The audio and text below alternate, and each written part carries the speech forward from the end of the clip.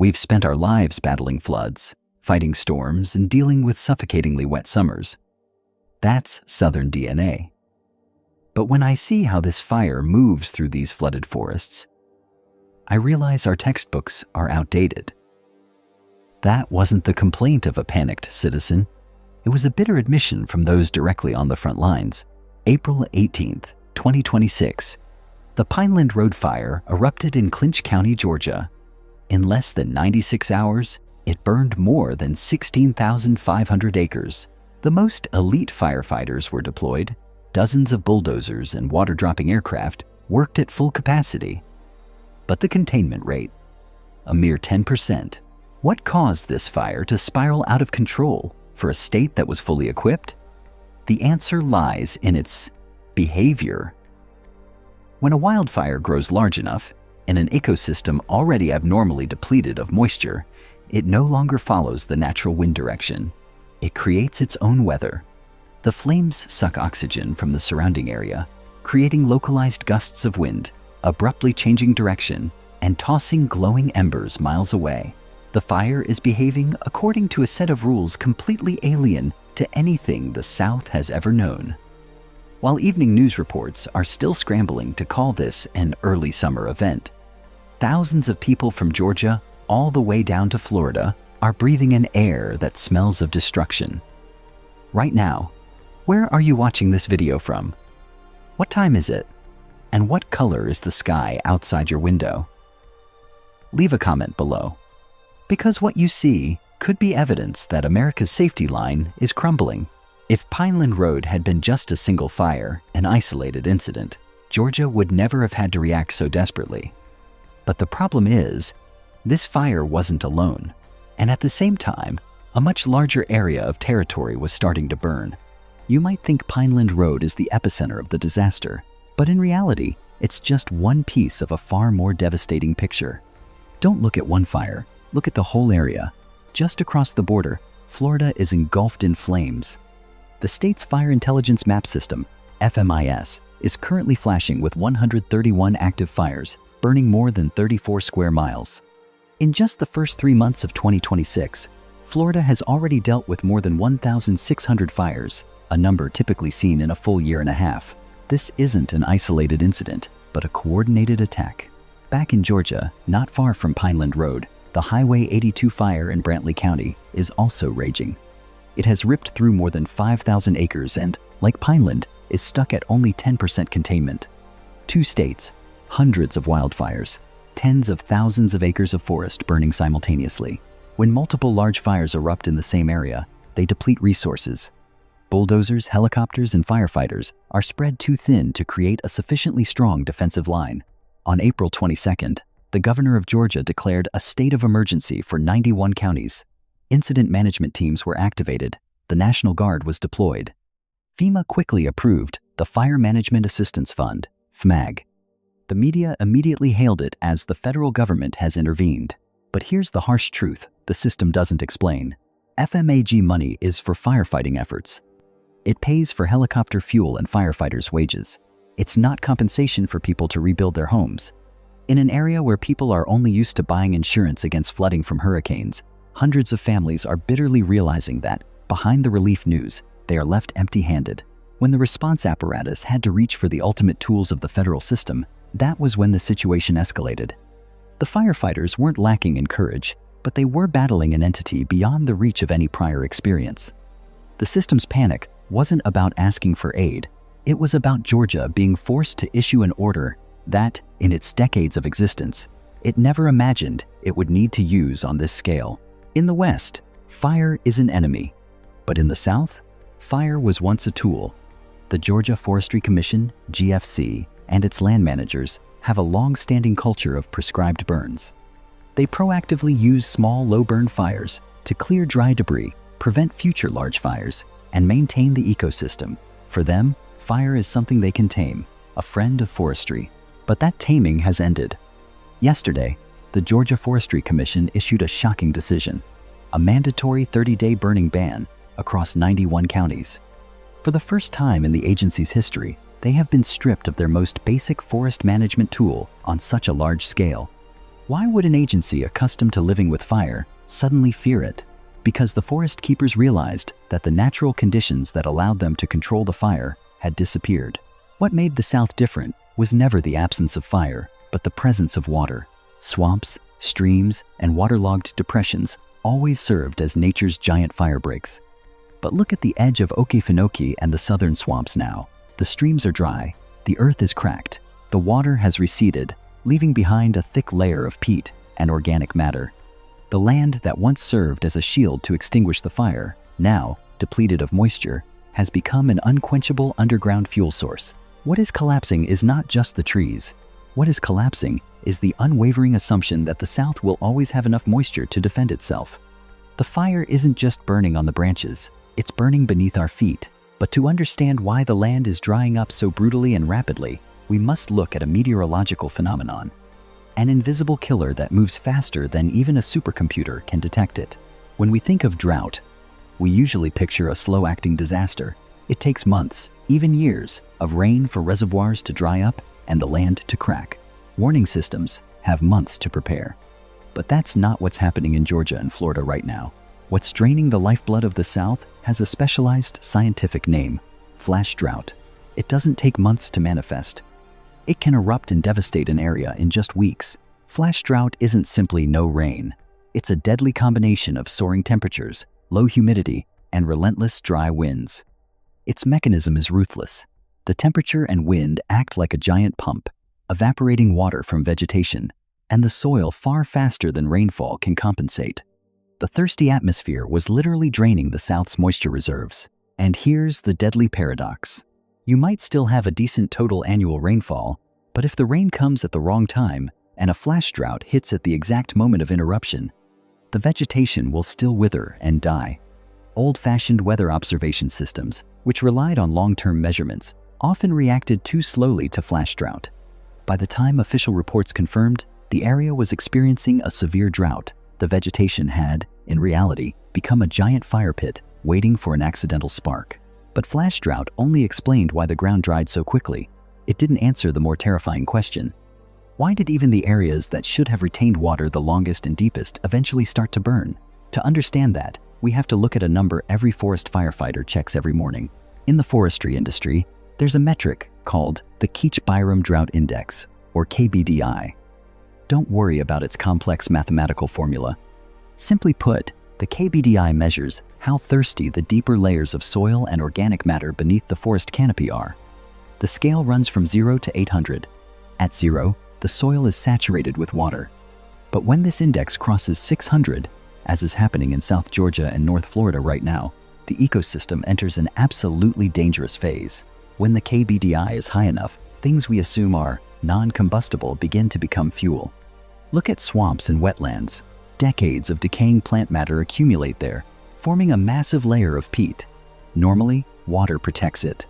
But when flash drought drains the water, this peat layer is exposed. When it catches fire, it doesn't flare up into brilliant flames that you can easily spray out with water.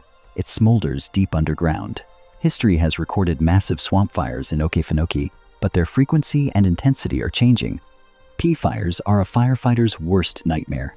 You can't put them out by dropping water from a helicopter, because water doesn't easily penetrate the layer of ash on the surface.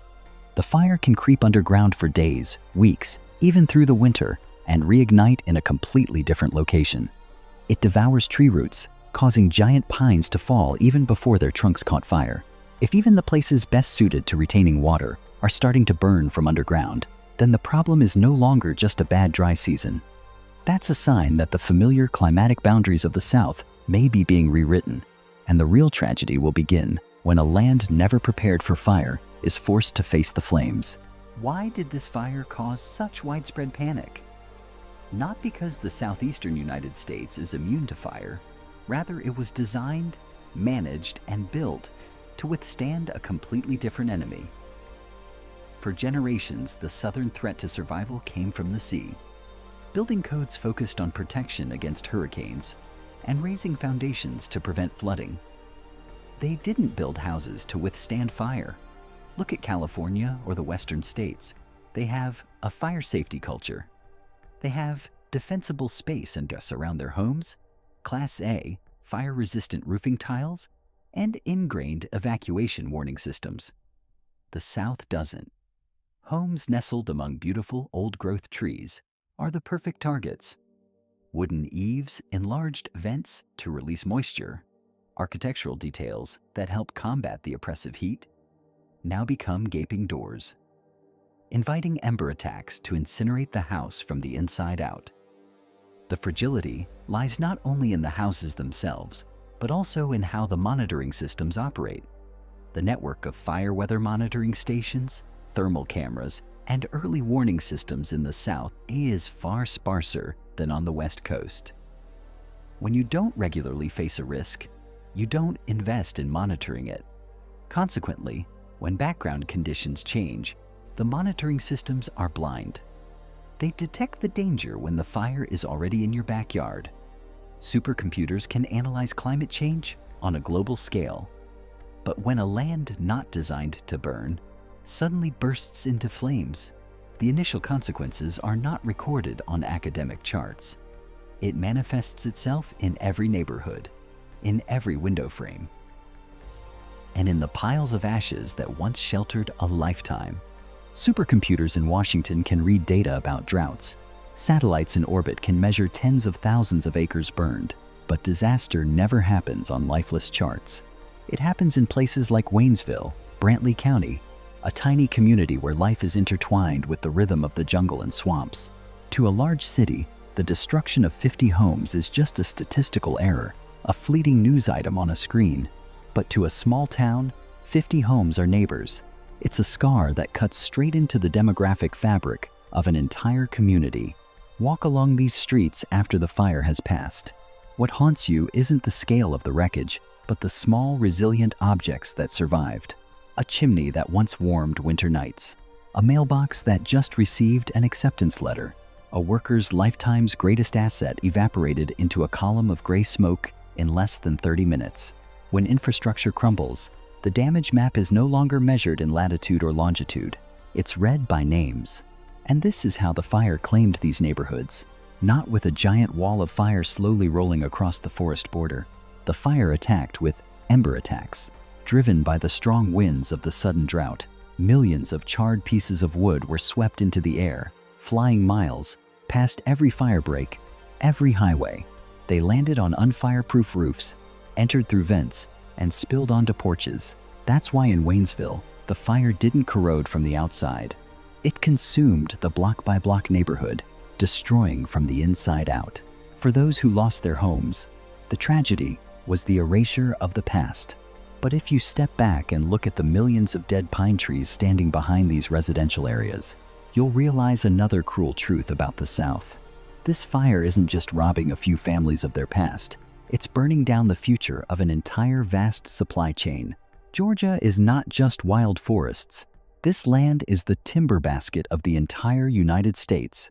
The timber, pulp, and commercial forestry industries are the lifeblood of the southeastern economy. The pine forests here didn't grow by chance. They are massive farms. Every acre planted carries careful financial calculations, serving as retirement funds for small landowners and raw materials for multinational corporations.